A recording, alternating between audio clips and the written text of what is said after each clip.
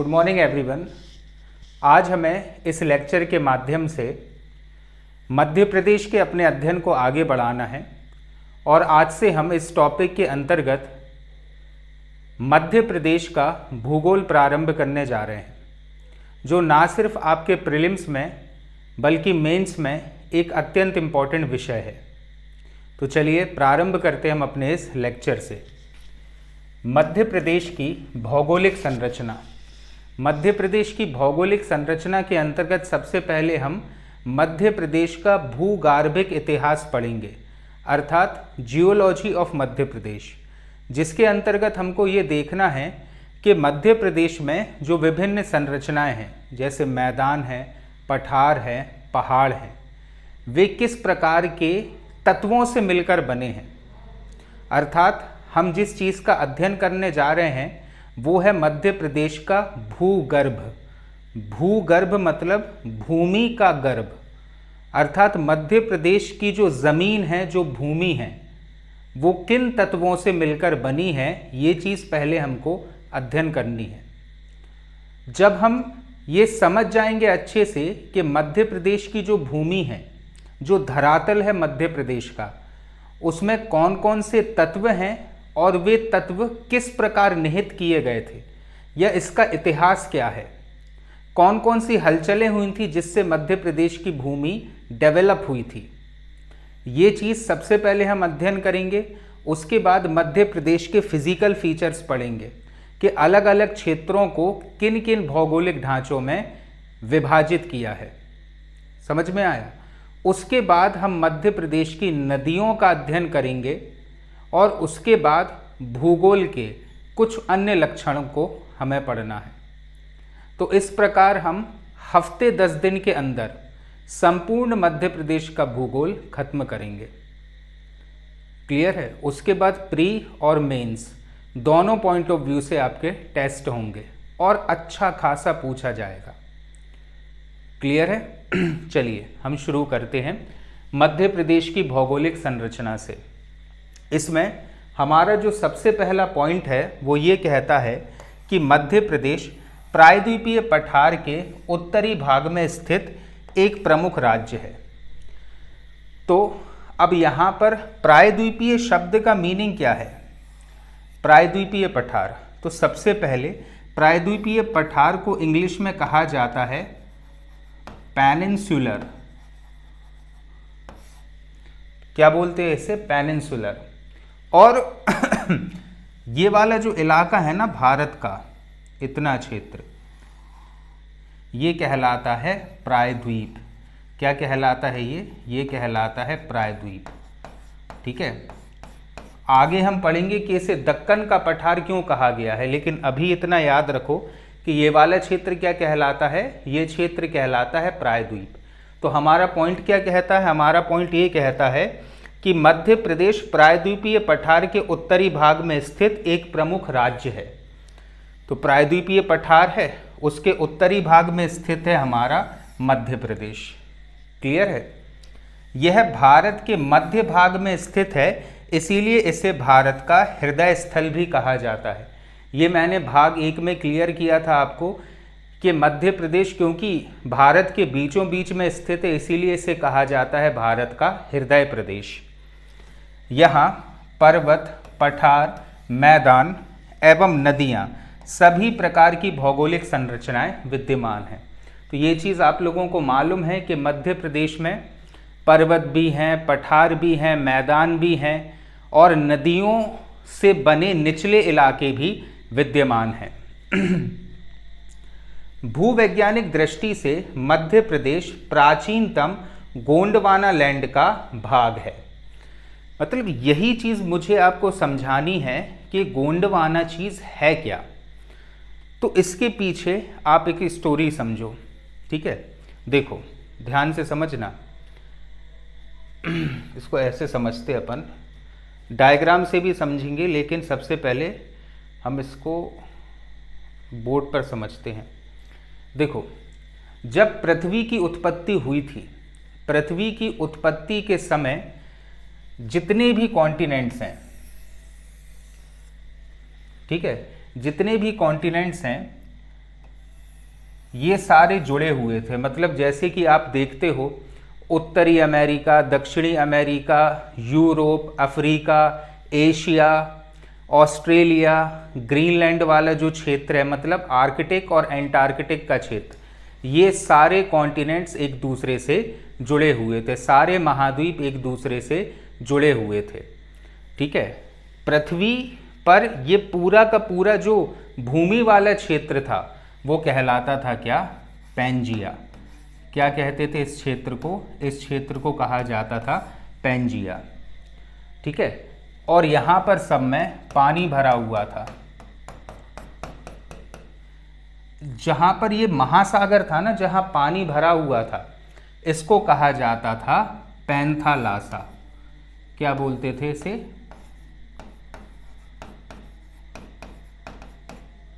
इसे कहा जाता था पैंथालासा। तो ये चीज क्लियर हुई तुम लोगों को, पैंजिया क्या है और पैंथालासा क्या है? फिर से समझना, जब पृथ्वी की उत्पत्ति हुई थी तो ये जितने भी 7 महाद्वीप हैं, ये सारे महाद्वीप एक दूसरे से जुड़े हुए थे और इनकी जो जुड़ी हुई भूमि थी उसको कहा जाता था सुपर कॉन्टिनेंट, अर्थात उसका नाम था पैंजिया। मनुष्य नहीं थे ये, तो अभी के वैज्ञानिकों ने इसका नाम रखा है क्या? पैंजिया। और उसके चारों तरफ भरा हुआ था पानी, तो ये जो पानी वाला क्षेत्र था उसे कहा जाता था पैंथालासा। फिर वही पृथ्वी के भूगर्भ से कुछ हलचलें हुई और ये जो पैंजिया है ये विभाजित हो गया। क्या हुआ? ये 2 पार्ट्स में डिवाइड हुआ, उत्तरी भाग और दक्षिणी भाग। क्लियर है? 2 पार्ट्स में डिवाइड हो गए ये, एक था नदन क्षेत्र और एक था सदन क्षेत्र। जो उत्तर वाला क्षेत्र था इसको कहा गया लॉरेंशिया। क्या नाम दिया इसे? इसे नाम दिया लॉरेंशिया। और जो नीचे वाला क्षेत्र था दक्षिणी इलाका, इसे नाम दिया गोंडवाना। क्या नाम दिया इसे? इसे नाम दिया गोंडवाना। और ये जो पैंथालासा था ना, पैंथालासा महासागर, उसका पानी कहाँ भर गया? बीच में। और उसका पानी जो बीच में भरा उसको नाम दिया टैथिस सागर। ठीक है। क्या नाम दिया उसे? उसे नाम दिया टैथिस सागर। तो ये ज्योग्राफिकली भी सिद्ध हुआ है कि ये घटना वास्तविकता में घटी थी। क्या थी घटना? घटना कुछ ऐसी थी कि जब पृथ्वी की उत्पत्ति हुई तो वर्तमान में जितने भी महाद्वीप हैं ये महाद्वीप एक दूसरे से जुड़े हुए थे और उनकी जो समग्र भूमि थी उसका नाम था पैंजिया। और इस पैंजिया के चारों तरफ भरा हुआ था पानी, ओशियंस, उसे नाम दिया था पैंथालासा। मतलब जैसे आज आप अलग अलग समुद्रों को नामकरण अपन ने कर दिया है, जैसे उत्तरी अटलांटिक महासागर, दक्षिणी अटलांटिक महासागर, भूमध्य सागर, पैसिफिक ओशियन, ठीक है, इंडियन ओशियन, ये सब कुछ भी नहीं था। पानी भरा हुआ था और बीच में मुख्य भूमि थी जिसे कहा जाता था पैंजिया, और पानी वाले क्षेत्र को कहा जाता था पैंथालासा। भूगर्भिक हलचलें घटने के बाद ये पैंजिया जो है विभाजित हुआ 2 क्षेत्रों में। उत्तरी क्षेत्र कहलाया लॉरेंशिया और दक्षिणी क्षेत्र कहलाया गोंडवाना। और पैंथालासा का पानी जहां बीच वाले इलाके में भर गया वो इलाका कहलाया टैथिस सागर। अब पृथ्वी की उत्पत्ति से लेकर आज तक का जो समय है उसको हमने अलग अलग कालों में विभाजित किया है, जिसको शॉर्ट में पढ़ेंगे हम मध्य प्रदेश के इस अध्ययन में, और बहुत एलैबोरेटिव तरीके से हम पढ़ेंगे ज्योग्राफी में। होमोसीन पीरियड, जुरासिक पीरियड, हीलोसीन पीरियड, ये अलग अलग पीरियड आपको इसमें सुनने को मिलेंगे। तो ये हैं क्या उसके बारे में भी मैं अभी बता देता हूँ। पृथ्वी की उत्पत्ति के समय से लेकर आज तक का जो समय है उसको हमने अलग अलग कालों में विभाजित करके रखा है। वो काल के बारे में भी हम इसमें पढ़ेंगे। ठीक है, ये चीज़ आप याद रखना कि लॉरेंशिया क्या है और गोंडवाना क्या है। अब जब आप वर्ल्ड का मैप देखोगे तो वर्ल्ड के मैप में जो नॉर्थ अमेरिका है, उत्तरी अमेरिका, फिर ऊपर के क्षेत्र में ही आ जाओ आप यूरोप में, फिर उसके बाजू में चले जाओ एशिया में, तो ऊपर के जितने भी महाद्वीप हैं, जैसे उत्तरी अमेरिका, फिर आपका यूरोप आ जाएगा, फिर एशिया आ जाएगा, ये भाग हैं किसके? लॉरेंशिया के। और जो दक्षिणी क्षेत्र के महाद्वीप हैं, जैसे दक्षिण अमेरिका, अफ्रीका, भारत का निचला हिस्सा और ऑस्ट्रेलिया, और सबसे नीचे चले जाओ तो एंटार्कटिका। अपने सामने एक वर्ल्ड का मैप रख लो जब ये लेक्चर सुन रहे हो, तो उसमें से भी टैली करते जाओ। उत्तर के क्षेत्र कौन कौन से हैं? उत्तरी अमेरिका, उसके बाजू में यूरोप, उसके बाजू में एशिया का ऊपरी भाग, वो सब हिस्से हैं किसके? लॉरेंशिया के। और वर्ल्ड के मैप में नीचे की तरफ देखोगे तो आपको मिलेगा दक्षिण अमेरिका, फिर अफ्रीका, फिर भारत का दक्षिणी हिस्सा, एक तरफ ऑस्ट्रेलिया, इंडोनेशिया के कुछ महाद्वीप, और सबसे नीचे चले जाओगे तो आपको दिखेगा एंटार्कटिका। ये सब भाग हैं किसके? गोंडवाना के। मतलब जैसे पैंजिया टूटा था लॉरेंशिया और गोंडवाना में, वैसे लॉरेंशिया के फिर से विभाजन हुए और उत्तरी क्षेत्र के महाद्वीप बने। गोंडवाना लैंड के फिर से विभाजन हुए और दक्षिणी क्षेत्र के महाद्वीप बने। मध्य प्रदेश की मुख्य भूमि इसी गोंडवाना क्षेत्र का हिस्सा है। अब आई बात समझ में कि गोंडवाना है क्या? गोंडवाना ये वाली भूमि थी जो पैंजिया के टूटने के बाद बनी थी। क्लियर हुआ? चलो अब हम वापस आते हैं। यहां पर्वत, पठार, मैदान, नदियां, सभी प्रकार के भौगोलिक संरचनाएं विद्यमान हैं। भूवैज्ञानिक दृष्टि से मध्य प्रदेश प्राचीनतम गोंडवाना लैंड का हिस्सा है। अब आई बात समझ में? प्राचीनतम गोंडवाना लैंड क्लियर हुआ? अब के प्राचीनतम गोंडवाना लैंड मतलब वो वाली गोंडवाना लैंड। मध्य प्रदेश एक स्थलबद्ध या लैंडलॉक्ड राज्य है क्योंकि इसकी भौगोलिक सीमाएं समुद्र तट को स्पर्श नहीं करती और अपने निकटतम समुद्र तट से मध्य प्रदेश राज्य की दूरी लगभग 200 किलोमीटर है। क्लियर है? तो मध्य प्रदेश राज्य की सीमा ना तो किसी अन्य देश को स्पर्श करती है और ना ही समुद्र तट को स्पर्श करती है, इसलिए मध्य प्रदेश एक स्थलबद्ध राज्य है। इसकी भौगोलिक सीमा का निर्धारण पर्वत, पठार, मैदान तथा नदियों आदि द्वारा किया जाता है।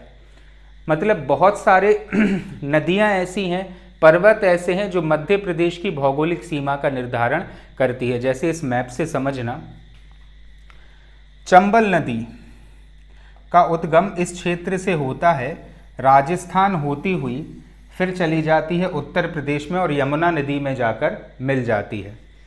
ऐसे ही दक्षिण में ताप्ती नदी का उद्गम होता है और कहाँ चली जाती है? गुजरात में एंटर कर जाती है। नीचे आ जाएगा आपका सतपुड़ा पर्वत, ठीक है। उसके ऊपर ये वाला क्षेत्र हो जाएगा विंध्याचल का। यहाँ पर है अरावली पर्वत श्रेणी। क्लियर है? तो आप ध्यान रखो, चंबल नदी उत्तर क्षेत्र में, नीचे सतपुड़ा पर्वत, ताप्ती नदी, ठीक है, विंध्याचल पर्वत। ये मैंने पहले वाले लेक्चर्स में भी क्लियर किए थे, लेकिन अभी ये कॉन्सेप्ट फिर से काम में आएंगे।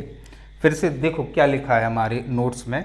इसके उत्तर में चंबल नदी के बीहड़ को इंग्लिश में कहते हैं रेवाइंस, एवं यमुना का मैदानी क्षेत्र है।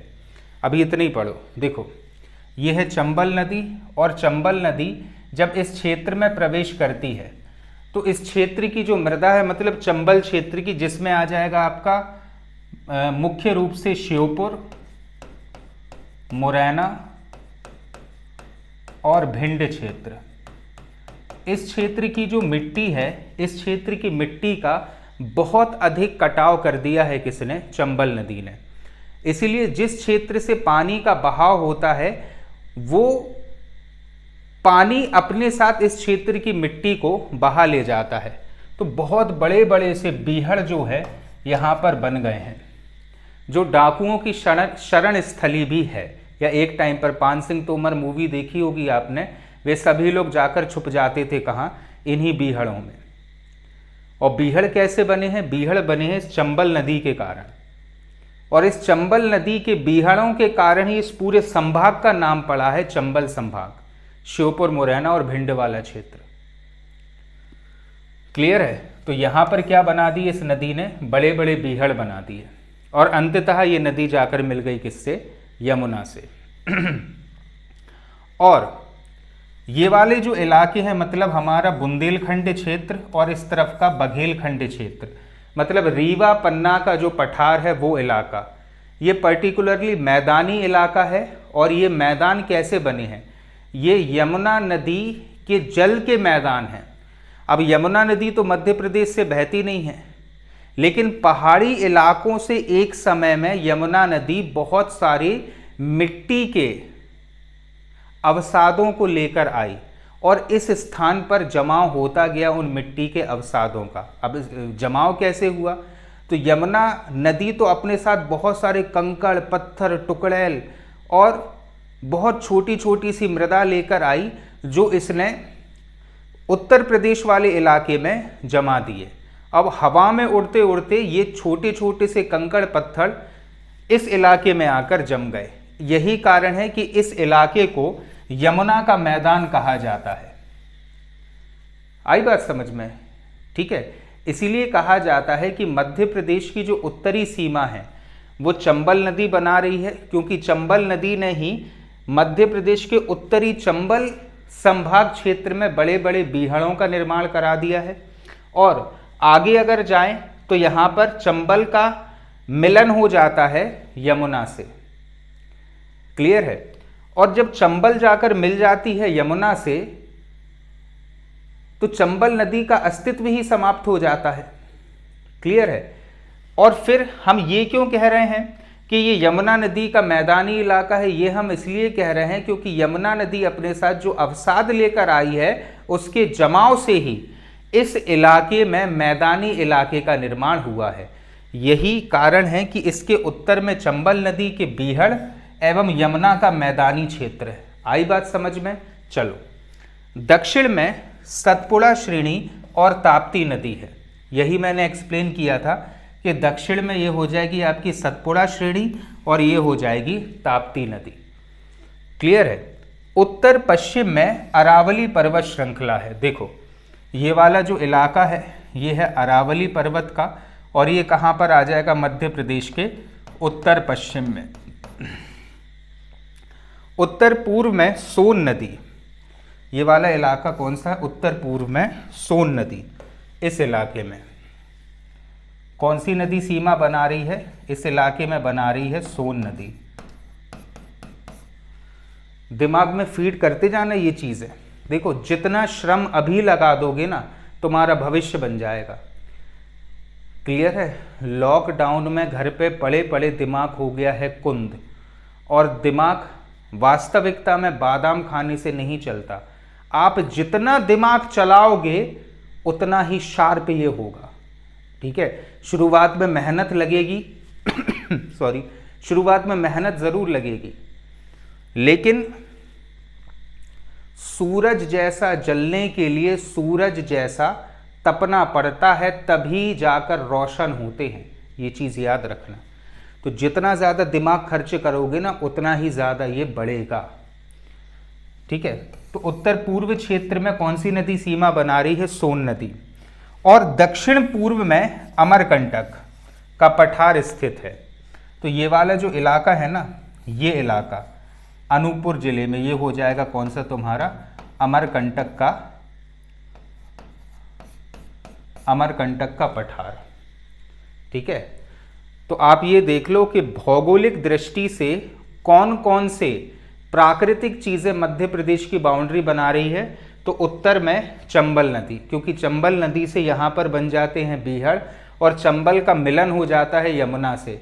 और ये वाला जो मैदानी इलाका है वो यमुना का ही मैदानी इलाका है। क्यों बोलते हैं यमुना का मैदानी इलाका, वो मैंने अभी एक्सप्लेन किया है। दक्षिण में सतपुड़ा पर्वत और ताप्ती नदी। ठीक है? उत्तर पश्चिम में अरावली पर्वत, हालांकि अरावली मध्य प्रदेश का हिस्सा नहीं है, ये राजस्थान और कुछ हद तक गुजरात का हिस्सा है, लेकिन फिर भी ये मध्य प्रदेश की बॉर्डर पर स्थित है।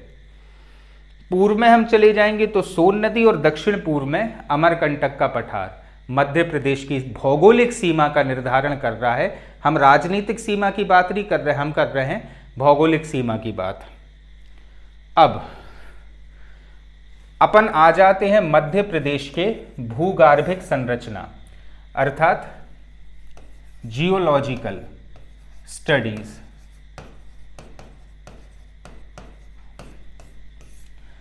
ज्योग्राफी का एक बहुत इंपॉर्टेंट टॉपिक है, कौन सा? जियोलॉजी अर्थात भूगर्भ शास्त्र। भूगर्भ शास्त्र में हम पृथ्वी की रचना का अध्ययन करते हैं कि जो हमारा धरातल है वो धरातल किन कणों से मिलकर बना है। इससे सहूलियत क्या होती? इससे ये सहूलियत होती कि जब हम वास्तविकता में भूगोल पढ़ते हैं उस समय हमें ये तो पता चल जाता है कि कौन सी भौगोलिक संरचना कहां पर है, लेकिन वो भौगोलिक संरचना बनी कैसे है वो हमें कब पता चलेगा? जब हम पढ़ेंगे उसके भूगार्भिक संरचना के बारे में। इसीलिए भूगोल शुरू करने से पहले हम मध्य प्रदेश की भूगार्भिक संरचना का अध्ययन कर लेते हैं। चलिए, आज से लगभग 30 करोड़ वर्ष पहले विश्व के सभी महाद्वीप एकल भूभाग या सिंगल लैंड मास के रूप में जुड़े हुए थे, जिसे क्या पैंजिया अथवा वृहत महाद्वीप या सुपर कॉन्टिनेंट कहा गया है। यही चीज मैंने अभी एक्सप्लेन करी थी आप लोगों को कि आज से लगभग 30 करोड़ वर्ष पहले ये जो आप 7 महाद्वीप देख रहे हो, ये 7 महाद्वीप थे ही नहीं। ये सारे महाद्वीप एक दूसरे से जुड़े हुए थे और इनकी जो ज्वाइंट संरचना थी उसको कहा जाता था पैंजिया अर्थात सुपर कॉन्टिनेंट या वृहद महाद्वीप। ठीक है, इसके चारों ओर समुद्र था जिसे पैंथालासा कहा गया है। मतलब इसके चारों तरफ समुद्र था और उसका नाम क्या था? पैंथालासा। इसका पैलियोजोइक और मीसोजोइक महाकल्प में विभाजन हो गया। अब देखना ये शब्द क्या है, पैलियोजोइक और मीसोजोइक। ये मैंने अभी समझाया था आप लोगों को कि पृथ्वी की जब से उत्पत्ति हुई है तब से लेकर आज तक का जो समय है उसको हमने अलग अलग कालखंडों में विभाजित किया है, जिसका आधार है पृथ्वी पर आए परिवर्तन। तो पृथ्वी में जो परिवर्तन आए हैं उसके आधार पर हमने पृथ्वी के भूगार्भिक इतिहास को अलग अलग कालखंडों में विभाजित किया है, जिसका बहुत डिटेल में हम अध्ययन करेंगे जब हम शुरू करेंगे ज्योग्राफी। लेकिन Madhya Pradesh point of view से आपको सिर्फ इतना याद रखना है कि ये पैलियोजोइक और मेसोजोइक 2 कालखंड हैं जिसमें पैंजिया टूटा है लॉरेंशिया और गोंडवाना में। सिर्फ इतना याद रखो अभी मध्य प्रदेश में। ठीक है, क्या था? 30 करोड़ वर्ष पहले विश्व के सभी महाद्वीप एक दूसरे से जुड़े हुए थे और जिनकी जो समग्र भूमि थी, इनकी समग्र भूमि को कहा जाता था पैंजिया, और पैंजिया के चारों तरफ भरा हुआ था पानी जिसे कहा जाता था पैंथालासा। ठीक है, अब पैलियोजोइक और मेसोजोइक महाकल्प में इसका विभाजन हुआ, जिसका जो उत्तरी भाग है वो कहलाया अंगारा लैंड। क्या कहलाया इसका उत्तरी भाग? अंगारा लैंड या लॉरेंशिया भी बोल सकते हो, हिंदी में हम बोलते हैं अंगारा लैंड। और इसका जो दक्षिणी भाग है वो कहलाया गोंडवाना। दक्षिणी भाग क्या कहलाया? गोंडवाना। देखो अब इसको मैप से समझो। पहले क्या था, ये सारे महाद्वीप जो हैं एक दूसरे से जुड़े हुए थे। क्या कहलाता था ये क्षेत्र? ये क्षेत्र कहलाता था पैंजिया। ठीक है और इसके चारों तरफ भरा हुआ था जल, जिसे क्या कहते थे? पैंथालासा।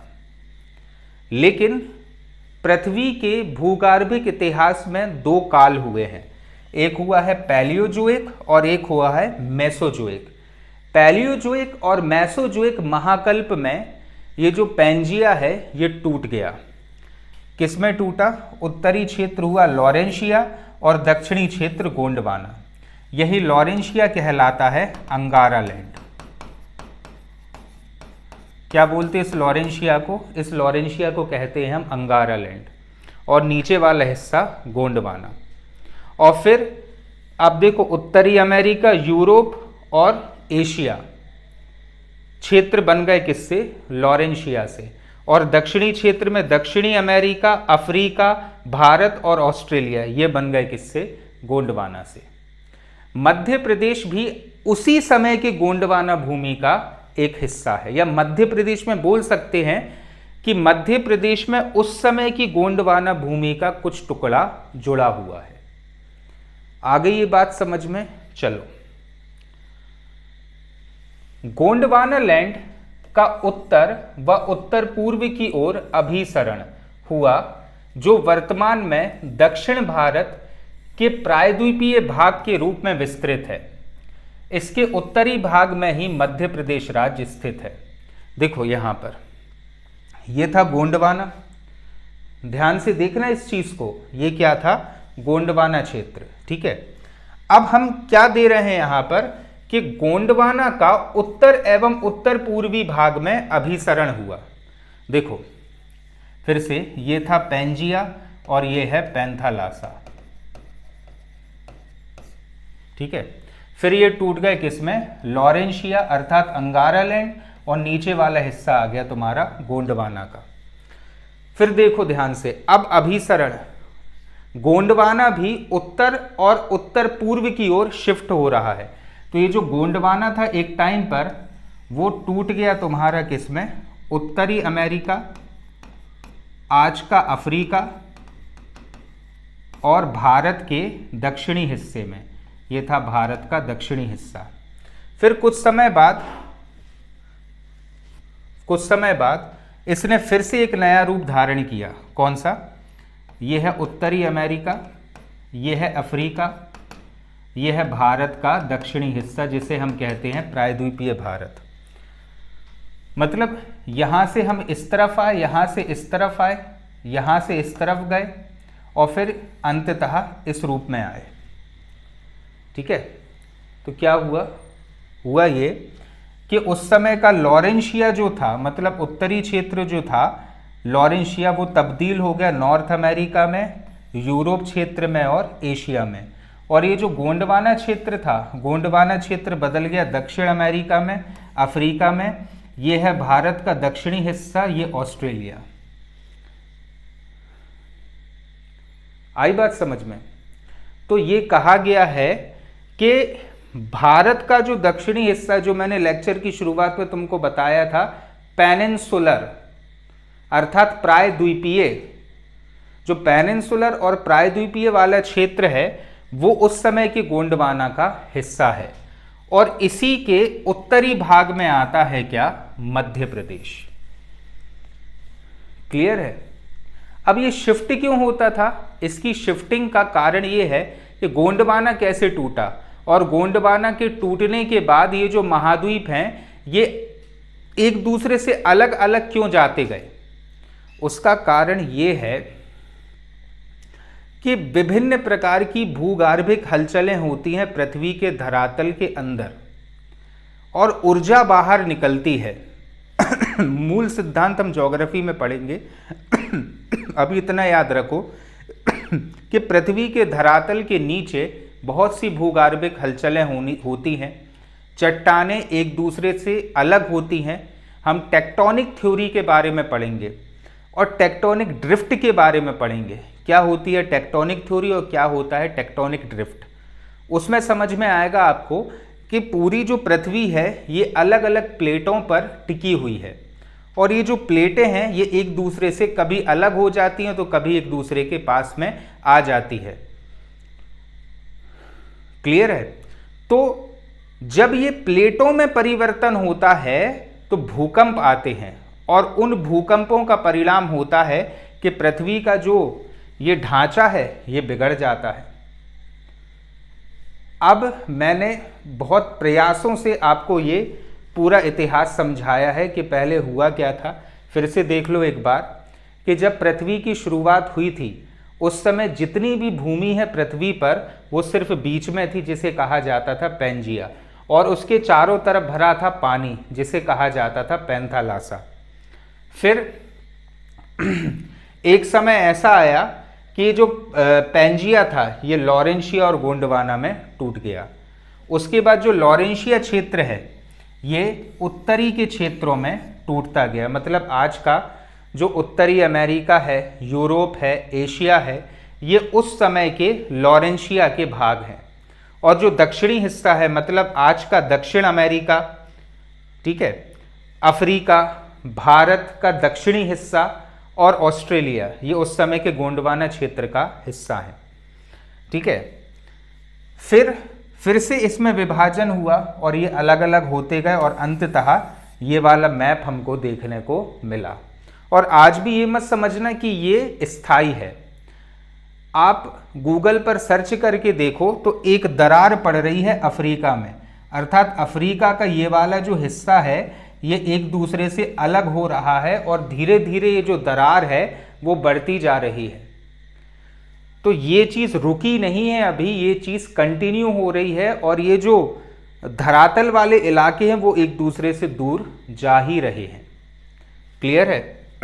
इसके बाद भूगार्भिक हलचलों के कारण इस विशाल भूभाग के कगार या इस विशाल भूभाग में कगार, पर्वत, पठार आदि विभिन्न स्थल आकृतियां का निर्माण हुआ।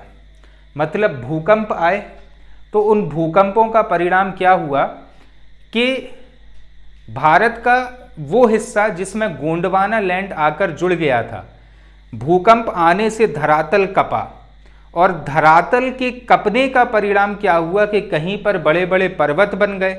ठीक है, तो कहीं पर धरातल एकदम नीचे शिफ्ट हो गया। ठीक है, इससे विभिन्न प्रकार की स्थल आकृतियां बनी, जैसे पर्वत, पठार और मैदानी इलाके। और इन्हीं पर्वत पठारों के अपर्दन मतलब इरोजन, और अपक्षय मतलब टूटना, दरार पड़कर टूट जाना। अपक्षय से चट्टानों एवं वनस्पतियों का अवसादों के रूप में निक्षेप हुआ। मतलब ये तो तुमको क्लियर हो गया होगा ना कि गोंडवाना आकर जुड़ गया या गोंडवाना का विभाजन हो गया, लेकिन आज तक भूकंप आ रहे हैं। और जब भी ये भूकंप आते हैं तो जो विनाशकारी भूकंप होते हैं वे इतने तीव्र होते हैं कि कहीं पर हो सकता है समुद्र हो तो वहाँ पर भूमि निकल आए, और कहीं पर हो सकता है कि भूमि है तो वहाँ पर समुद्र आ जाए। ऐसी घटनाएं भी घटी हैं जो हम ज्योग्राफी में पढ़ेंगे। तो इन्हीं भूकंपों का परिणाम ये हुआ कि विभिन्न प्रकार के पर्वत, पठार और भूमि का निर्माण इस प्रायद्वीपीय भारत में हुआ। अब अगर कोई सा बड़ा पहाड़ है या बहुत बड़ी चट्टान है तो उसमें होता क्या है कि समय के साथ साथ उसका इरोजन होता है, अपर्दन होता है, क्योंकि हवा तो चलती है, सूरज भी चमकता है, तो उससे ये पत्थर कमज़ोर होते हैं और हवा के घर्षण के कारण टूटने लगते हैं। उसको कहते हैं हम अपर्दन। ठीक है, और टूट जाते हैं और ऊपर का हिस्सा टूटा और नीचे आकर गिरा, उसे हम बोलेंगे अपक्षय या वेदरिंग। अब देखना हो सकता है कि कोई जीव या कोई वनस्पति वहाँ पर पड़ी हो जिसके ऊपर ये अवसाद जो पर्वत के टूटने से बने हैं वो आकर गिर गए। समय के साथ साथ और अवसादों का जमाव होता चला गया, फिर और अवसादों का जमाव हुआ, तो वो जो वनस्पति या जो पशु का शव था वो उसमें आकर छप गया।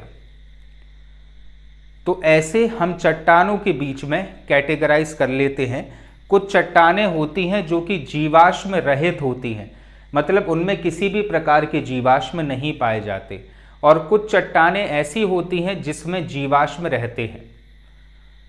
तो इससे हम पता लगा लेते हैं कि ऐसी चट्टान जिसमें कोई जीवाश्म नहीं है वो सबसे पुरानी चट्टान है, क्योंकि पृथ्वी की जब उत्पत्ति हुई थी उस समय तो यहाँ पर जीवन था ही नहीं। तो जीवाश्म कैसे होंगे? जीवाश्म मतलब फॉसिल्स। वो कैसे होंगे। इसलिए ऐसी चट्टान जिसमें कोई जीवाश्म नहीं है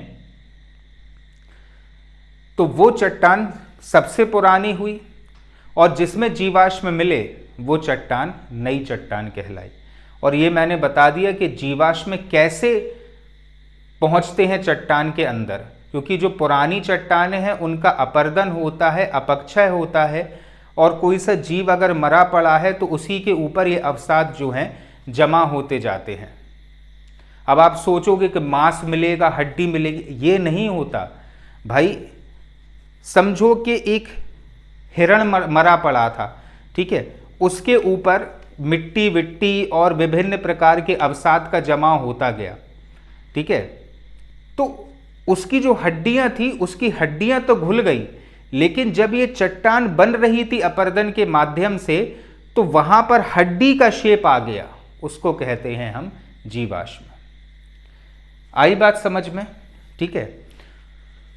अब इन अवसादों के रूपांतरण के फलस्वरूप मध्य कार्बोनिफेरस काल के बाद कोयले का निक्षेप हुआ तथा अंतिम रूप से प्लीस्टोसीन काल में तथा होलोसीन काल में मैदानी भागों का निर्माण हुआ।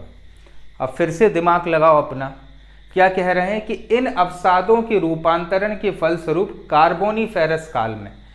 अब ये कार्बोनिफेरस में फिर तुमको दिक्कत जाएगी, क्या होता है ये कार्बोनिफेरस।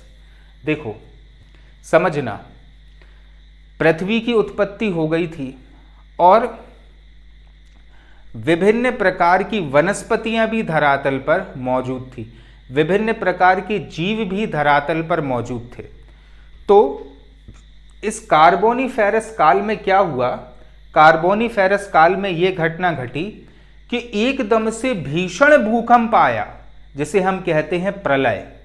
और उस भीषण भूकंप का परिणाम यह हुआ कि जितनी भी वनस्पतियां थी, जितने भी जीव थे, ये सारी वनस्पतियां और जीव धरातल के अंदर चले गए।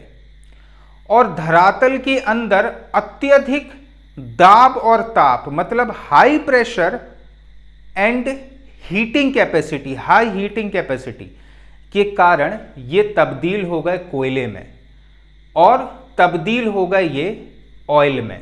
जो हम बोलते हैं ना कि तेल निकला, तेल निकला, ये तेल आज थोड़ी ना बना है, ये तेल था कार्बोनिफेरस काल का। और कार्बोनिफेरस काल में क्या घटना घटी थी, कार्बोनिफेरस काल में ये घटना घटी थी कि धरातल पर जितनी भी वनस्पतियां और जीव थे, भूगार्भिक हलचल होने के कारण ये सारी वनस्पतियां और जीव धरातल के अंदर प्रवेश कर गए थे। और करोड़ों सालों के बाद हाई प्रेशर और हैवी हीट, मतलब अत्यधिक ताप और दाब के परिणाम स्वरूप ये परिवर्तित हुए किसमें, कोयले में और तेल में। क्लियर है। तो इस प्रकार से कोयले के निक्षेप हुए, ठीक है।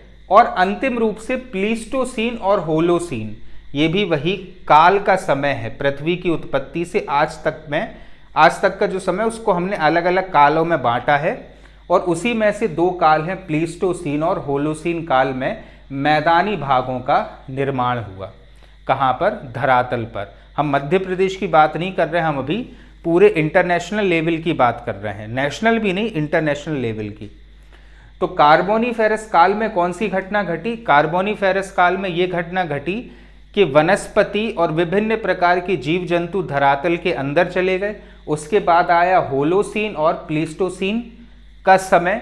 इस समय पूरी पृथ्वी पर मैदानी भागों का निर्माण हुआ। तो जो भी कोयला और पेट्रोल, मतलब नेचुरल क्रूड ऑयल जो हमको आज मिल रहा है, वो आज का बना नहीं है, वो कब का बना है, कार्बोनिफेरस काल का। हम तो आज उसको खोद कर निकाल रहे हैं। तो ये चीज़ें अपने दिमाग में बैठा लेना। अब हम ये पढ़ते हैं कि भूगार्भिक संरचना का अध्ययन आखिर जरूरी क्यों है। क्लियर है। तो किसी भी स्थान की भू आकृति, उसकी भूगार्भिक संरचना, उसके निर्माण की प्रक्रिया एवं विकास की विभिन्न अवस्थाओं का ही परिणाम है। मतलब अगर विंध्याचल पर्वत मध्य प्रदेश में अवस्थित है, सतपुड़ा पर्वत मध्य प्रदेश में अवस्थित है, तो वो कहीं ना कहीं परिणाम है मध्य प्रदेश की भूगर्भिक संरचना का। इसीलिए किसी भी प्राकृतिक भौगोलिक इकाई को सही तरीके से समझने के लिए वो भौगोलिक इकाई एक्चुअल में काय से बनी है, इस चीज का पता होना हमें जरूरी है। फिर से पढ़ो, किसी भी स्थान की भू आकृति मतलब पर्वत, पठार, मैदान और नदियों के निचले इलाके, उसको बोलते भू आकृति। उसकी भूगर्भिक संरचना उसके निर्माण की प्रक्रिया एवं विकास की विभिन्न अवस्थाओं का परिणाम होती है। इसीलिए जरूरी होता है उसके भूगर्भिक संरचना को पढ़ना। भूगर्भिक संरचना के अध्ययन से ही किसी स्थान विशेष पर पाई जाने वाली चट्टानों की संरचना, संगठन की जानकारी मिलती है। मतलब किसी भी स्थान की चट्टान आखिर बनी कैसे है और किस प्रकार से बनी है, इन चीजों की जानकारी हमको मिल जाएगी कैसे? भूगर्भिक संरचना से। ठीक है। इसके बाद जिसके आधार पर मिट्टी की विशेषताओं और खनिज की उपलब्धता का हम निर्धारण कर सकते हैं। मतलब अगर हमें किसी स्थान की भूगर्भिक संरचना पता चल जाती है तो हम इस चीज का निर्धारण कर सकते हैं कि वो जो इकाई है, वो इकाई या उस क्षेत्र की जो मृदा है, उस मृदा में कौन कौन से तत्व पाए जा रहे हैं। साथ ही हम ये भी बता सकते हैं कि उस स्थान में अगर हम खुदाई करेंगे तो हमें कौन कौन से खनिज प्राप्त होंगे।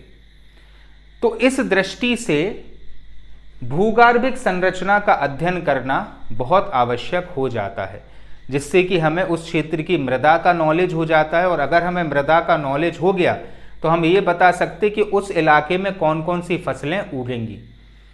और अगर हमें इस बात का ज्ञान हो गया कि वहां पर कौन कौन से खनिज हैं, तो हम उनका निष्कर्षण करके उसे बेचकर पैसा भी कमा सकते हैं।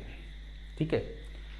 क्रेटिशियस काल में, ठीक है, क्रेटिशियस काल क्या है?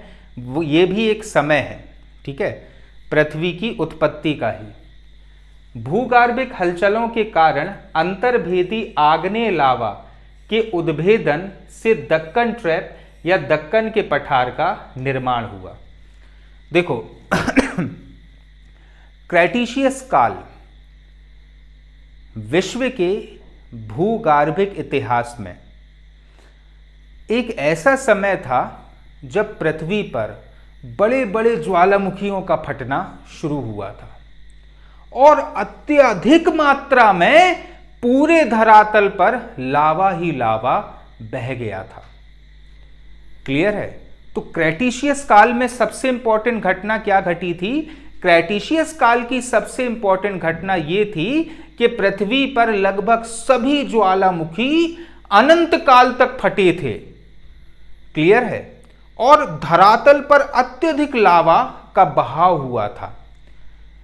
तो भारत की जो भूमि थी वहां पे भी लावा का बहाव हुआ होगा। ठीक है। तो भारत में इस क्रेटिशियस काल में क्या हलचल घटी? भारत में इस क्रेटिशियस काल में जो हलचल घटी वो यही थी कि अत्यधिक मात्रा में लावा बाहर निकला और वो लावा धरातल पर जमता चला गया। ठीक है। जिससे क्या बना है? जिससे बना है दक्कन ट्रैप या दक्कन का पठार। और दक्कन ट्रैप और दक्कन का पठार कौन सा क्षेत्र है? तो ये वाला क्षेत्र है, इसको कहते हैं दक्कन ट्रैप या दक्कन का पठार। क्लियर है? जिसका कुछ हिस्सा मध्य प्रदेश में भी आता है। क्या कहते हैं इसे? दक्कन ट्रैप या दक्कन का पठार। इस पठार का विस्तार मध्य प्रदेश में विशेषतः मालवा पठार तथा दक्षिणी भागों में है, गुजरात में है, तेलंगाना में है, महाराष्ट्र, आंध्र प्रदेश, कर्नाटक तथा केरल आदि राज्यों में इसका विस्तार हुआ है। मतलब अगर आप ध्यान से देखो तो मुख्य रूप से तो दक्कन ट्रैप ये इलाका है। ठीक है। लेकिन मध्य प्रदेश का मालवा क्षेत्र, ठीक है, गुजरात का इलाका, ठीक है, गुजरात के बाद तेलंगाना का क्षेत्र, महाराष्ट्र का इलाका तो है ही, कर्नाटक का इलाका और कुछ हिस्सा केरल का, ये सभी हिस्सा शामिल होता है किसमें, दक्कन ट्रैप में। और ये दक्कन ट्रैप कब बनी है, दक्कन ट्रैप बनी है क्रेटिशियस काल में। और कैसे बनी है, ज्वालामुखी फटे थे और ज्वालामुखी का लावा बाहर निकला था जो कि धरातल पर जमता चला गया। अब तुम सोचकर देखो, ज्वालामुखी के मुख से जो लावा निकला है वो लावा शुद्ध चट्टान होगी जमने के बाद। आई बात समझ में, वो लावा जो है शुद्ध चट्टान होगी जिसमें किसी भी प्रकार की अवसाद नहीं होंगे। वो एक अलग बात है कि ये लावा किसी दूसरे जीव के ऊपर जाकर जम जाए तो वो अवसाद वाली चट्टान हो जाएगी, जिसे हम बोलते अवसादी चट्टान है। लेकिन ऐसे लावा से जब धरातल बनता है तो या ऐसे लावा के जमने से जो चट्टान बनती है उस चट्टान का भी अपर्दन होता है। और ऐसी चट्टान के अपर्दन के बाद हमेशा काली मिट्टी बनती है। इसीलिए मध्य प्रदेश के मालवा क्षेत्र में, मतलब तुम्हारे इंदौर उज्जैन वाला जो इलाका है, यहाँ की मिट्टी काली मिट्टी है। ये नॉलेज हमको होता है भूगर्भिक इतिहास पढ़ने से या जियोलॉजी पढ़ने से। तो क्रेटिशियस काल में क्या हुआ था, ज्वालामुखी फटे थे और ज्वालामुखी का लावा धरातल पर आकर जमा था। और इसी काल में भारत की दक्कन ट्रैप या दक्कन का पठार बना है। और ये कहाँ कहाँ पाया जाता है, मुख्य रूप से मध्य प्रदेश का पूरा मालवा क्षेत्र दक्कन ट्रैप का बना हुआ है, गुजरात के कुछ इलाके, पूरा महाराष्ट्र, उसके बाद कर्नाटका और केरल के एवं तेलंगाना के कुछ इलाके बने हैं दक्कन ट्रैप से। ये चीज़ याद रखना, दक्कन ट्रैप क्या है। राज्य में, राज्य मतलब हमारा मध्य प्रदेश, राज्य में आर्कियन, घबराना नहीं नाम सुनकर, ये विभिन्न प्रकार के चट्टानें हैं जो मध्य प्रदेश में पाई जाती है। आर्कियन, धारवाड़, विंध्यन तथा गोंडवाना क्रम की चट्टानों के निक्षेप पाए जाते हैं। मतलब मध्य प्रदेश में किस प्रकार की चट्टानें पाई जाती हैं, तो आर्कियन, धारवाड़, विंध्यन, गोंडवाना की चट्टानों के निक्षेप हमारे यहाँ पाए जाते हैं, जिनमें से आर्कियन, विंध्यन तथा दक्कन ट्रैप चट्टानों का विस्तार सबसे अधिक हुआ है। मतलब मध्य प्रदेश में जो सबसे ज़्यादा चट्टानें पाई जाती हैं वो किस प्रकार की हैं, वे हैं आर्कियन, विंध्यन तथा दक्कन ट्रैप प्रकार की चट्टानें। इसी का अध्ययन अब हमको करना है। मध्य प्रदेश की भूगर्भिक संरचना में आर्कियन काल या आर्कियन पीरियड से लेकर क्वाटरनरी युग या क्वाटरनरी एरा तक की चट्टानें पाई जाती हैं। अब ये आर्कियन काल क्या है या क्वाटरनरी काल क्या है, तो यही सब चीज़ें उसी में आ जाएंगी जो मैंने अभी बताया था आपको कि पृथ्वी की उत्पत्ति से लेकर आज तक का जो समय है वो हमने अलग अलग कालों में विभाजित करके रखा है। उसी में से एक काल हो जाएगा तुम्हारा आर्कियन काल और एक काल हो जाएगा क्वाटरनरी युग। क्लियर है। तो मध्य प्रदेश में जो चट्टानें पाई जा रही हैं वे कब की निर्मित हैं, तो वे निर्मित हैं आर्कियन काल से लेकर तुम्हारे क्वाटरनरी युग तक की चट्टानें मध्य प्रदेश में पाई जाती हैं। भूगर्भिक संरचना की दृष्टि से मध्य प्रदेश की धरातलीय चट्टानों को निम्न भागों में विभाजित किया जाता है। मतलब मध्य प्रदेश में कब से कब तक चट्टानें पाई जाती हैं, तो पृथ्वी के भूगर्भिक इतिहास का जो समय है जो चालू होता है आर्कियन युग से लेकर क्वाटरनरी युग तक, उस समय जो भी चट्टानें निर्मित हुई हैं वे सभी चट्टानें मध्य प्रदेश में पाई जाती हैं। और मध्य प्रदेश की में पाई जाने वाली चट्टानों को हम बेसिकली 7 समूहों में विभाजित करते हैं। कितने समूहों में हमने विभाजित किया है मध्य प्रदेश की चट्टानों को? 7 समूहों में। सबसे पहला है आर्कियन समूह की चट्टानें, उसके बाद धारवाड़ क्रम की चट्टानें, इसके बाद कोडप्पा क्रम की चट्टानें।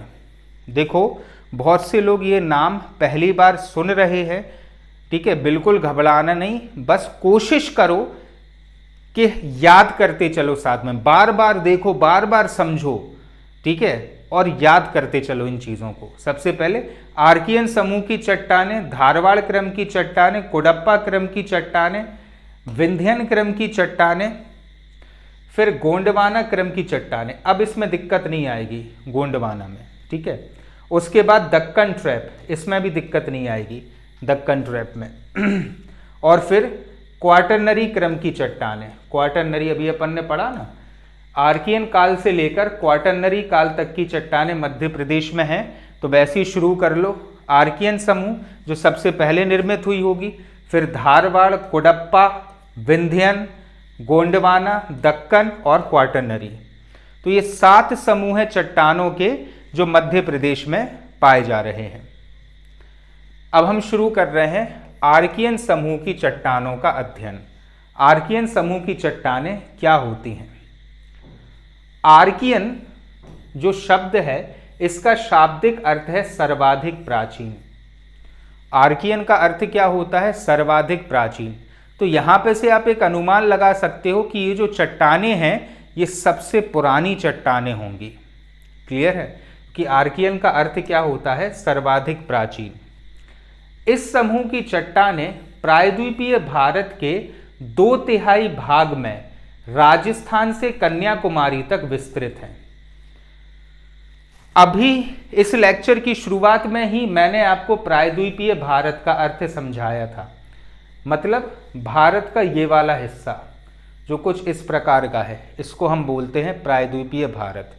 और क्या कह रहे हैं कि प्रायद्वीपीय भारत के 2/3 भाग में राजस्थान से लेकर कन्याकुमारी तक ये विस्तृत है। कौन सी? आर्कियन समूह की चट्टानें। देखो, मुझे एक मैप मिल जाए भारत का तो मैं समझाता हूं तुम्हारे लिए।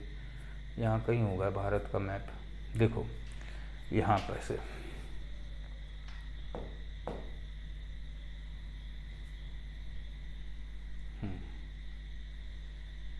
देखो ध्यान से समझना, ये वाला क्षेत्र हो गया तुम्हारा कौन सा? प्रायद्वीपीय भारत का। और क्या कह रहे हैं कि प्रायद्वीपीय भारत में राजस्थान से लेकर कन्याकुमारी तक, ये राजस्थान से लेकर कन्याकुमारी तक के हिस्से में, मतलब प्रायद्वीपीय भाग के भारत के 2/3 भाग में फैली हैं कौन सी चट्टानें? आर्कियन क्रम की चट्टानें। कौन सी? आर्कियन क्रम की चट्टानें।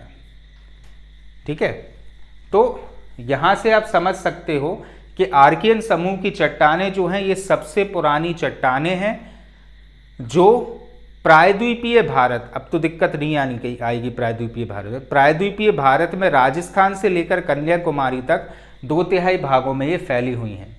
मध्य प्रदेश के उत्तर व उत्तर पश्चिम तथा पूर्वी भाग में आर्कियन चट्टानों का विस्तार अधिक है। देखो, ये हो गया मध्य प्रदेश का उत्तर व उत्तर पश्चिम का क्षेत्र, और कुछ क्षेत्र हो गया पूर्वी क्षेत्र, या ये इलाका ले लो। तो इन इलाकों में बेसिकली पाई जाती है कौन सी? इन इलाकों में पाई जाती है आर्कियन क्रम की चट्टानें। ठीक है, इसके बाद इन चट्टानों में मुख्यतः अब जो खनिज मिलते हैं इन चट्टानों में, जो मिनरल्स मिल रहे हैं इन चट्टानों में, वो कौन कौन से हैं? इन चट्टानों में मुख्यतः ग्रेनाइट, चार्नोकाइट, शिस्ट और नीस आदि खनिज पाए जाते हैं। ये तुमको याद रखना है, ये विशेषता है आर्कियन समूह की चट्टानों में। सबसे पहले तो आर्कियन समूह की चट्टानें सबसे पुरानी चट्टानें हैं। कैसे बनी हैं ये चट्टानें? तो ये सबसे पुरानी चट्टानें जो पृथ्वी पर शुरुआत से ही थीं, और वर्तमान में प्रायद्वीपीय भारत में राजस्थान से लेकर कन्याकुमारी तक ये विस्तृत हैं। लेकिन मध्य प्रदेश में कहाँ हैं? तो मध्य प्रदेश के उत्तर, उत्तर पश्चिमी और कुछ हद तक पूर्वी भागों में है। और इन चट्टानों में मुख्य रूप से जो खनिज पाए जाते हैं वे कौन से हैं? वे हैं ग्रेनाइट, चार्नेकाइट, शिस्ट और नीस खनिज इसमें पाए जाते हैं। आर्कियन चट्टानों का रूपांतरण इतना अधिक हुआ है कि इनकी मूल विशेषताएं लगभग समाप्त हो चुकी हैं। आप सोचो कि पृथ्वी पर या पृथ्वी की शुरुआत जब से हुई है तब से ये चट्टानें सर्वाधिक पुरानी चट्टानें हैं। तो आज से 30-40 करोड़ साल पहले से ये चट्टानें अस्तित्व में हैं और कितनी सारी हलचलें पृथ्वी पर हुई हैं। भूकंप आए हैं, बाढ़ आई है, सूखा पड़ा है, अतिवृष्टि हुई है, अनावृष्टि हुई है, विभिन्न प्राकृतिक घटनाएं घटित हुई हैं। परिणाम स्वरूप क्या हुआ है कि आर्कियन चट्टानों का रूपांतरण हो गया है और ये रूपांतरण इतना अधिक हुआ है कि इनकी जो मूल विशेषताएं हैं वो लगभग समाप्त हो चुकी हैं। दूसरी विशेषता क्या है? ये चट्टानें जीव विहीन या एजोइक हैं, क्योंकि पृथ्वी की शुरुआत में कोई जीवन यहां पर नहीं था, ना वनस्पतियां थीं और ना ही किसी भी प्रकार का जीव था। उस समय की चट्टानें हैं ये, इस कारण से ये चट्टानें कैसी हैं? जीव विहीन हैं या जीवाश्म रहित होती हैं। इससे प्रमाणित होता है कि इनके विकास के समय पृथ्वी पर जीवन का अस्तित्व नहीं था। मतलब जब इन चट्टानों का निर्माण हुआ है तब पृथ्वी पर कोई जीवन नहीं था, इसीलिए ये चट्टानें कैसी हैं? ये चट्टानें जीव विहीन हैं या जीवाश्म रहित हैं। ठीक है। ये आर्कियन चट्टानें अत्यधिक आकुंचित हैं क्योंकि ये भ्रंशित एवं शल्कित अवस्था में हैं। इनमें मुख्य रूप से नीस, शिस्ट, ग्रेनाइट, फाइलाइट, खोंडेलाइट, पिग्मेटाइट, संगमरमर तथा क्वार्टजाइट आदि खनिजों के निक्षेप पाए जाते हैं। तो ये चीज आप लोग याद रखना कि इस आर्कियन प्रकार की चट्टानों में कौन कौन से खनिज पाए जाते हैं। रूपांतरण के कारण ग्रेनाइट, जो कि कैसी एक आर्कियन समूह की चट्टान है, आर्कियन नीस में परिवर्तित हो जाता है। क्लियर है। समय के साथ साथ अत्यधिक दाब और ताप के परिणाम स्वरूप चट्टानों का भी रूपांतरण होता है। तो वैसे ही ग्रेनाइट उदाहरण है आर्कियन समूह की चट्टान का, और ये ग्रेनाइट परिवर्तित होता है किसमें? नीस में, जिसे बंगाल गुंबद या गुंबद नाइस कहते हैं। मतलब ऐसा नीस भी क्या है? एक प्रकार का खनिज है। ग्रेनाइट परिवर्तित होता है किसमें? नीस में, और ऐसे परिवर्तित नीस को ही कहते हैं बंगाल गुंबद या गुंबद नीस। इसकी संरचना शल्कित तथा पट्टी के रूप में पाई जाती है। ठीक है। कैसे? शल्कित एवं पट्टी के रूप में। मतलब जब इसे जमीन में खोदा जाता है ना, तो ये विभिन्न प्रकार की पट्टियों के रूप में मिलता है। ठीक है। जब धरातल से इसको खोदते हैं तब ये कैसा मिलता? पट्टियों के रूप में मिलता है। इसीलिए इन्हें पैतृक चट्टानें अथवा प्राथमिक चट्टानें भी कहते हैं। तो आर्कियन क्रम की चट्टानें कैसी हैं? पैतृक चट्टानें हैं या प्राथमिक चट्टानें हैं, क्योंकि बाकी सारी चट्टानों का निर्माण इसी प्रकार की चट्टान से हुआ है। आर्कियन समूह की चट्टानें खनिज संपदा की दृष्टि से भारत की सबसे समृद्ध चट्टानें हैं, क्योंकि ये चट्टान कब बनी थी? ये चट्टान बनी थी पृथ्वी की शुरुआत में। इसीलिए खनिज संपदा की दृष्टि से ये चट्टान अत्यधिक महत्वपूर्ण है। इसमें धात्विक एवं अधात्विक खनिजों के अतिरिक्त दुर्लभ खनिज भी पाए जाते हैं, जैसे तांबा, मैंगनीज, लोहा, अभ्रक आदि के निक्षेप इसमें पाए जाते हैं। मतलब वर्तमान में तांबा, मैंगनीज, लोहा जिन चट्टानों से खोदा जा रहा है वो चट्टान किस प्रकार की है? आर्कियन क्रम की चट्टानें हैं। इतना याद रखना, ये विशेषता है किसकी? आर्कियन क्रम की चट्टानों की। अब हम नीस के बारे में पढ़ते हैं। जैसे अभी अपन ने देखा था कि नीस बना कैसे था। हमने ये पढ़ा था कि जो ग्रेनाइट है, जो एक प्रकार है आर्कियन क्रम की चट्टान का, वो ग्रेनाइट ही परिवर्तित होता है किसमें? नीस में। क्लियर है। अब प्रायद्वीपीय नीस एक प्रमुख आर्कियन चट्टान है। ठीक है। प्रायद्वीपीय नीस क्या है? आर्कियन क्रम की चट्टान। ये तो आप समझ गए होंगे। इन्हें कणों के आधार पर बुंदेलखंड नीस और चार्नोकाइट नीस आदि के नामों से जाना जाता है। मतलब जो कण होते ना चट्टान के, चट्टान के कणों के आधार पर नीस चट्टान को दो पार्ट्स में डिवाइड किया है। एक है बुंदेलखंड नीस और एक है चार्नोकाइट नीस। ठीक है, मतलब ये चट्टान जिन कणों से बनी है उन कणों के आधार पर इस चट्टान को दो क्षेत्रों में विभाजित किया है। एक है बुंदेलखंड नीस और एक है चार्नोकाइट नीस। कैसे?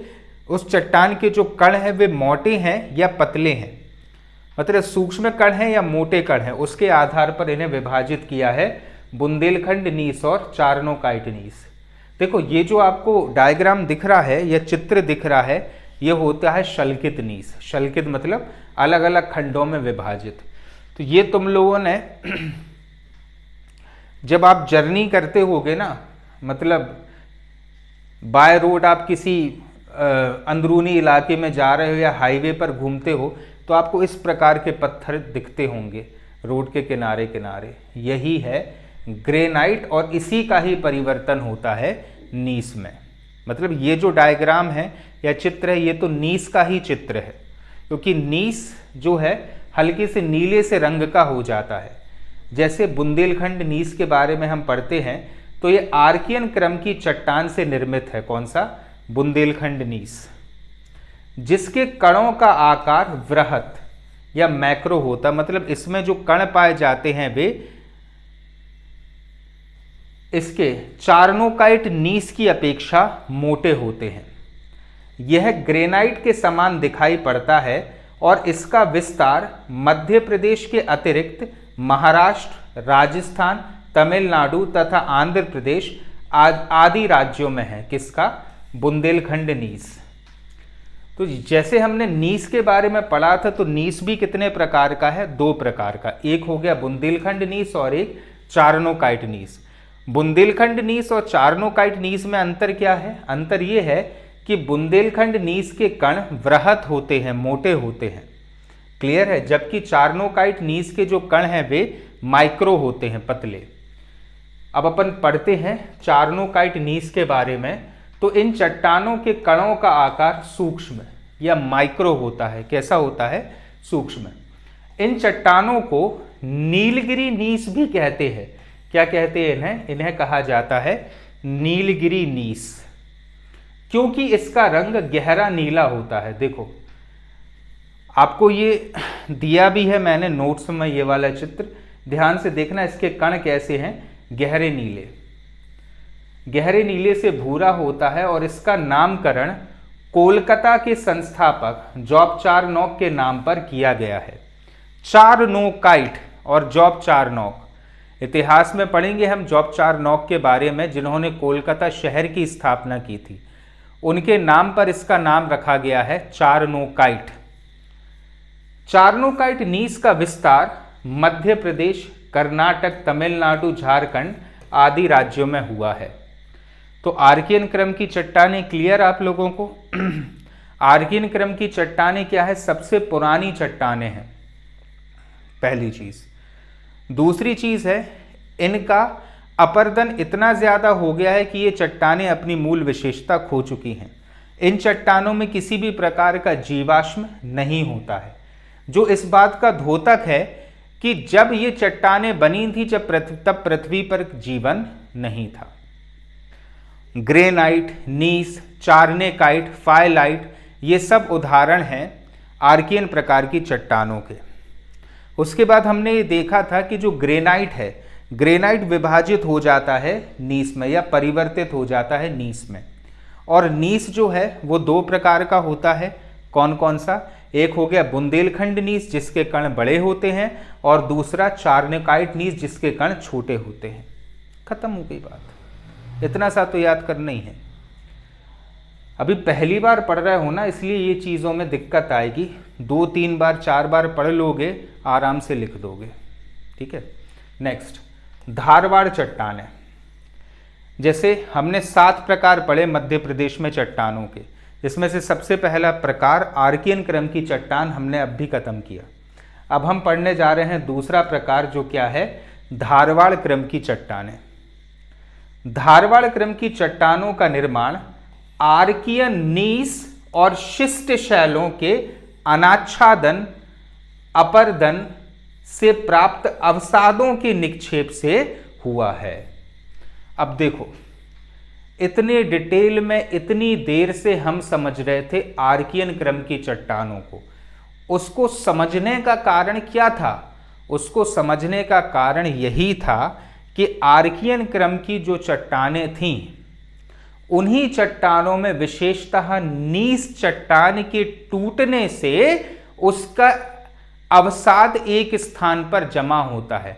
अवसाद मीन्स सेडिमेंट्स, टुकड़ैल।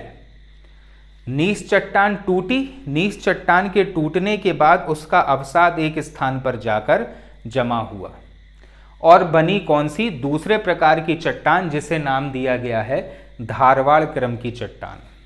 ठीक है, फिर से पढ़ो। धारवाड़ क्रम की चट्टानों का निर्माण आर्कियन नीस और शिष्ट शैलों के अनाच्छादन मतलब डेन्यूडेशन, प्राकृतिक कारणों से टूटना, अपर्दन मतलब इरोजन, हवा के साथ उड़ जाना, पानी में बह जाना, उसको कहते हैं अपन इरोजन, से प्राप्त अवसादों के निक्षेप से हुआ है।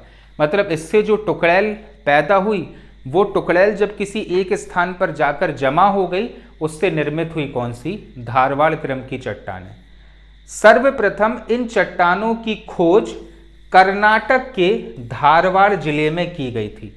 कहां पर खोजा गया था इन चट्टानों को? सबसे पहले इन चट्टानों को सबसे पहले खोजा गया था कर्नाटका के धारवाड़ जिले में। और किसने खोजा था? Bruce foot. ये भी हम इतिहास में पढ़ेंगे, रॉबर्ट ब्रूस फुट के बारे में। तो ब्रूस फुट के द्वारा इन चट्टानों का नाम धारवाड़ रखा गया। इन चट्टानों में धार होती है ऐसा मत सोचना, इसलिए इनका नाम पड़ा धारवाड़ क्रम की चट्टान है। धारवाड़ इसलिए पड़ा क्योंकि इन चट्टानों को जब खोजा गया था तो कर्नाटक के धारवाड़ जिले में इन चट्टानों को खोजा गया था, इसीलिए इन चट्टानों का नाम पड़ा है धारवाड़ क्रम की चट्टानें। धारवाड़ क्रम की चट्टानों में स्लेट, शिस्ट, नीस, ग्रेनाइट, फाइलाइट एवं क्वार्टजाइट आदि खनिजों की प्रधानता होती है। तो अगर अब तुम यहाँ पर ध्यान से देखोगे तो नीस, ग्रेनाइट, फाइलाइट और क्वार्टजाइट, ये खनिज हमको आर्कियन में भी मिल रहे थे और ये खनिज हमको धारवाड़ में भी मिल रहे हैं। तो कंफ्यूज मत होना, जब हम ग्रेनाइट खरीदने जाते हैं तो हमें भी कई प्रकार के ग्रेनाइट मिलते हैं। कुछ महंगे ग्रेनाइट होते हैं और कुछ सस्ते ग्रेनाइट होते हैं। तो जो सबसे महंगा ग्रेनाइट होता है वो ग्रेनाइट आर्कियन क्रम की चट्टानों का है, और जो सस्ता होता है, मतलब जो आपको ऐसे ही 40 रुपये से लेकर 55 रुपये फुट का ग्रेनाइट पड़ेगा, वो किस चट्टान का रहता है? वो धारवाड़ क्रम की चट्टान का रहता है। ठीक है, तो इस चट्टान में पाए जाने वाले खनिज कौन से हैं? स्लेट, शिस्ट, नीस, ग्रेनाइट, फाइलाइट और क्वार्टजाइट। ये चट्टानें भी जीवाश्म रहित होती हैं, परंतु इनका आर्थिक महत्व अधिक है क्योंकि इनमें कोबाल्ट, मैंगनीज, अभ्रक, क्रोमियम आदि के निक्षेप पाए जाते हैं। क्लियर है? तो ये भी याद रखना कि धारवाड़ क्रम की जो चट्टानें हैं उनमें भी जीवाश्म नहीं पाया जाता है।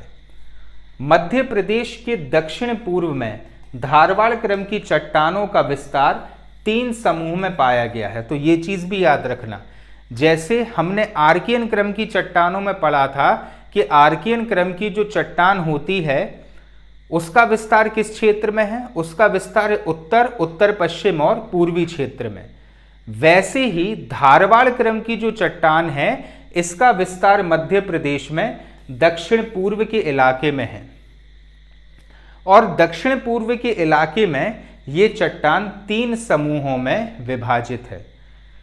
धारवाड़ के वो 3 समूह कौन से हैं जो मध्य प्रदेश के दक्षिण पूर्वी हिस्से में हैं? तो वो है चिल्पी क्रम, सकोली क्रम और सौसर क्रम। ये 3 विभाजन हैं मध्य प्रदेश के दक्षिण पूर्व में पाई जाने वाली धारवाड़ क्रम की चट्टानों के। कौन कौन से हैं वे 3 विभाजन? वे 3 विभाजन है चिल्पी क्रम, सकोली क्रम और सौसर क्रम। अब हम देखते हैं कि ये है क्या। तो सबसे पहले हम बात करते हैं चिल्पी क्रम के बारे में। ये चिल्पी क्रम क्या है?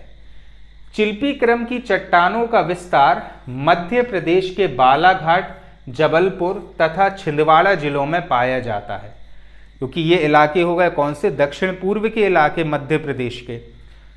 और चिल्पी क्रम किसका भाग है, धारवाड़ का। कौन कौन से जिलों में है ये, बालाघाट, जबलपुर, छिंदवाड़ा जिलों में मुख्य रूप से पाया जाता है। और इन चट्टानों में फाइलाइट, क्वार्टजाइट, ग्रीन स्टोन तथा मैंगनीज आदि के निक्षेप पाए जाते हैं। क्लियर है, ये इलाका है ही मैंगनीज की उत्पादक भूमि। भाई बालाघाट का जो भड़वेली इलाका है वहां पर एशिया की सबसे बड़ी मैंगनीज की खदानें हैं। कारण क्या है, चिल्पी सीरीज। क्लियर है। नेक्स्ट सकोली क्रम, ठीक है। तो सकोली क्रम की चट्टानों का विस्तार राज्य के जबलपुर जिले में पाया जाता है। तो सकोली क्रम कहां पर है, सकोली क्रम है राज्य के जबलपुर जिले में। और इसमें अभ्रक, शिस्ट, डोलोमाइट, संगमरमर आदि के निक्षेप पाए जाते हैं। जब जबलपुर फेमस ही है संगमरमर के लिए, ठीक है। और इसके अलावा अभ्रक, शिस्ट, डोलोमाइट और संगमरमर आदि के निक्षेप होते हैं और यहाँ से सर्वोच्च गुणवत्ता का संगमरमर प्राप्त होता है। अब यहीं पर से क्वेश्चन बन जाएगा कि जबलपुर में जो संगमरमर पाया जाता है वो किस प्रकार की श्रेणी का हिस्सा है, तो वो सकोली क्रम का हिस्सा है। और सकोली क्रम धारवाड़ चट्टानों का एक पार्ट है। ऐसे कॉन्सेप्ट उठाए जाते हैं, ठीक है। नेक्स्ट है सौसर क्रम। सौसर क्रम का विस्तार महाराष्ट्र के नागपुर से लेकर मध्य प्रदेश के छिंदवाड़ा जिले तक है। छोटा सा हिस्सा है सौसर क्रम के अंतर्गत।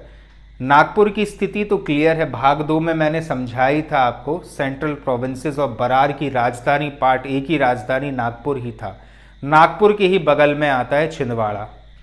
तो महाराष्ट्र के नागपुर से लेकर मध्य प्रदेश के छिंदवाड़ा जिले तक एक पट्टी के रूप में पाया जाता है। कौन सा क्रम, सौसर क्रम। इसमें अभ्रक, शिस्ट, संगमरमर, क्वार्टजाइट तथा मैंगनीज की अधिकता पाई जाती है। किसमें, सौसर क्रम में। तो इस प्रकार से जो धारवाड़ श्रेणी है, धारवाड़ श्रेणी 3 श्रेणियों में विभाजित है। कौन कौन सी, चिल्पी श्रेणी, सकोली श्रेणी और सौसर श्रेणी, ठीक है।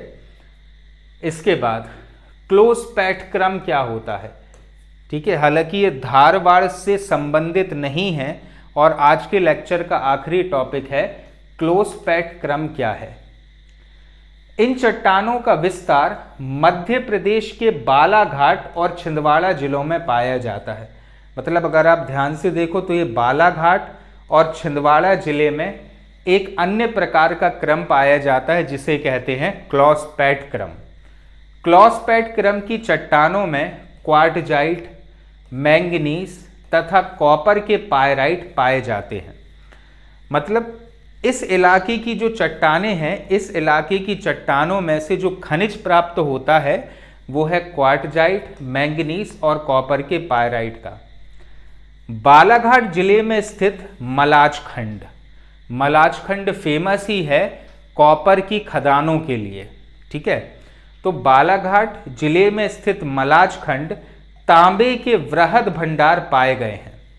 तांबा मतलब कॉपर, तांबे के वृहद भंडार पाए गए हैं। तो आप ये समझ सकते हो कि मलाजखंड एरिया तांबे के उत्पादन के लिए प्रसिद्ध है। और अगर आपसे किसी ने पूछ लिया कि जो मलाजखंड क्षेत्र है वहां पर किस प्रकार की चट्टान पाई जाती है तो कौन से है वो, क्लोज पैट क्रम। क्लियर है। इतना जो है आपको याद रखना है कि क्लोज पैट क्रम कहाँ पाया जाता है। जो क्लोज पैट क्रम है ये मध्य प्रदेश के छिंदवाड़ा और बालाघाट क्षेत्र में मुख्य रूप से पाया जाता है। और क्लोज पैट क्रम की जो चट्टानें होती हैं उनमें जो खनिज पाए जाते हैं वे हैं क्वार्टजाइट, मैंगनीज और कॉपर पायराइट। और बालाघाट का जो मलाजखंड क्षेत्र है जो फेमस है तांबे के उत्पादन के लिए, इस क्षेत्र में जो चट्टान है वो कौन सी है, क्लोज पैट सीरीज। क्लियर है। अब बाकी जितनी भी चट्टानें बची हैं मध्य प्रदेश की वो हम नेक्स्ट लेक्चर में देखेंगे, नहीं तो ओवरडोज हो जाएगा आप लोगों के लिए। क्लियर है? लेकिन इतना ज़रूर याद रखना, कभी भी आपका टेस्ट हो सकता है। सिर्फ 3 घंटे का टाइम दूंगा मैं, आपको बताऊंगा कि भाई अब टेस्ट है, ठीक है, और 3 घंटे का समय मिलेगा बस रेडी होने के लिए, क्योंकि इसमें क्लास नहीं आना, घर पे बैठ के ही आपको टेस्ट देना है। तो हमेशा तैयार रहना। और जैसे फॉर एन एग्जाम्पल मैंने कल टेस्ट ले लिया, 3 घंटे पहले ही इन्फॉर्म करूंगा आपको। और सिलेबस क्या होगा, तो सिलेबस जितना भी अभी हो गया है वो पूरा सिलेबस है, कभी भी टेस्ट हो जाएगा। और आप सब लोगों के नंबर हैं ही मेरे पास, ठीक है। और जो भी बच्चा या जिस भी बच्चे ने टेस्ट नहीं दिया, ठीक है, उसको मैं कर दूंगा बाहर। कितने भी फोन करोगे उठाऊंगा नहीं, ठीक है। तो टेस्ट ज़रूर देना और तैयारी रखना अपनी, नहीं तो अभी से बाहर हो जाओ, ठीक है, अगर टेस्ट वेस्ट की तैयारी नहीं करनी है तो। क्लियर है? चलिए, थैंक यू।